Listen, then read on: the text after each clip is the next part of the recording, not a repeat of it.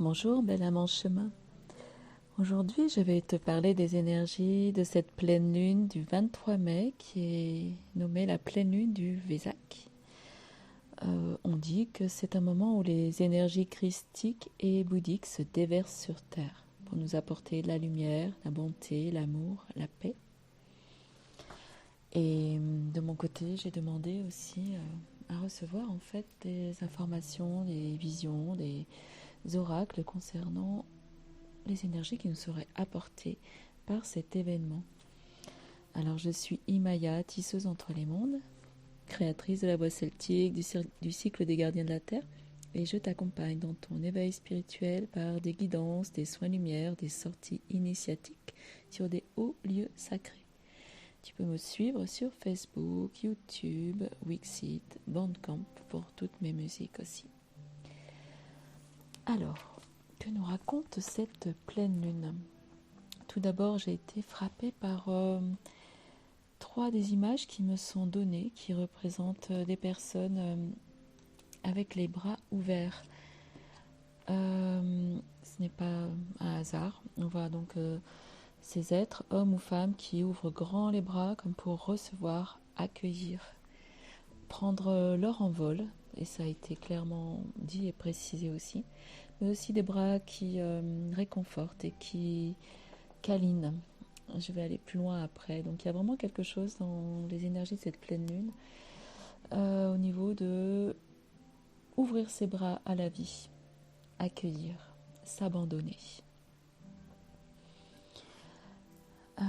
Donc quand je regarde plus précisément les oracles qui me sont donnés ou les tarots, on me dit que les énergies là vont nous aider à nous ouvrir à plus grand que nous, afin de laisser derrière nous, derrière soi, tout ce qui s'achève. Et ça, c'est quelque chose qui va revenir plusieurs fois par plusieurs des cartes. On nous demande de renoncer, même si c'est difficile, de renoncer à son passé pour renaître. Parce qu'il y a d'autres dimensions de la vie qui sont à découvrir, à observer, à accueillir. On nous demande donc de nous laisser porter par ce mouvement et de se fier à notre intuition, à tout ce qui va nous sembler juste pour soi, et d'avoir une confiance absolue dans chacune de ces visions, de ces envies. Donc on me précise encore qu'il est important de mourir au passé pour renaître au présent. C'est aussi cette image du fou qui saute de la falaise, les bras grands ouverts. C'est aussi l'image de cette femme avec la rune d'Agaz qui renaît au jour nouveau. Effectivement, ça parle d'un nouveau jour qui se lève, d'un nouveau cycle, d'un éveil après un long sommeil. La lumière naît, le renouveau. Toutes les croissances sont possibles et la réalisation des souhaits.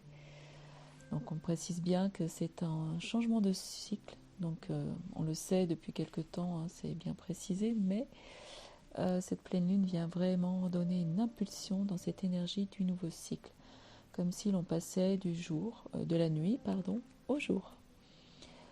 Cela parle d'une transformation majeure et intense, comme le papillon qui sort de sa chrysalide, qui doit déchirer en fait assez douloureusement ce petit cocon qu'il enserre pour devenir le bel être qu'il est et s'envoler. On nous demande de garder confiance et de suivre ce flux, suivre ce mouvement. Justement, dans un oracle suivant, on me montre un bébé qui a des ailes de papillon. Et cela donne l'indication aussi que le temps est propice à guérir peut-être certaines blessures émotionnelles de la petite enfance. On peut être vraiment aidé dans ce mouvement-là, mais c'est aussi prendre son envol, sortir du cocon familial pour devenir soi, être vraiment soi. Cela peut préciser aussi que l'on peut avoir besoin de réconforter notre enfant intérieur et dans ce cas-là, imaginer des bras aimants et maternels qui l'entourent. Dans ce message d'être soi-même, On continue en me disant d'avoir confiance, car la vie se charge de propager des événements avec perfection, que tout concorde et que tout se place, que chaque étape de la vie, facile ou difficile, est nécessaire à la recherche de son identité première et à la découverte de l'être merveilleux que nous sommes. On me dit encore ce message-là: ton authenticité est magnifique et juste à exprimer. Écoute ta vérité, ose dire ce que tu penses dans ta profondeur. Alors ta parole est naturellement inspirée. J'ai envie de dire que ça, c'est la première partie des messages que l'on m'a donnés. Et ensuite, ce sont des messages qui parlent de beaucoup d'énergie, d'intuition, justement. Puisque les 3 autres oracles et tarots qui me sont donnés nous demandent en fait d'envisager la suite de notre vie, de notre aventure, de la planifier avec patience. Mais là aussi, on insiste sur le fait de voir plus grand.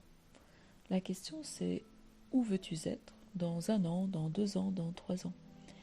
Et de vraiment commencer à mettre en place ce qui doit l'être.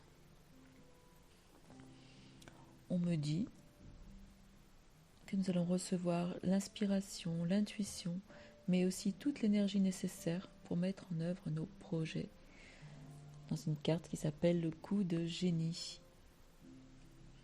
Et celle-ci dit: ma route est dégagée, je sais où je vais. Mes choix sont guidés par mon intuition. J'ai toute l'énergie et je peux compter sur mon énergie pour leur réalisation.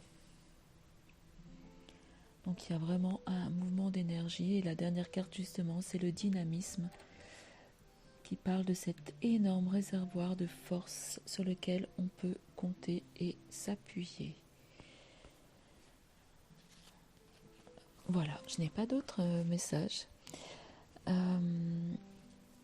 En tout cas, ce que je vois, c'est qu'il y a vraiment, en résumé, cette impulsion à se laisser porter, mais à s'ouvrir pleinement, à accueillir pleinement ce qui est nouveau, tout en mettant en place, avec cette belle énergie qui va nous être insufflée, et en suivant notre inspiration, nos projets de vie, quels qu'ils soient, ce que l'on rêve pour le futur, pour notre futur.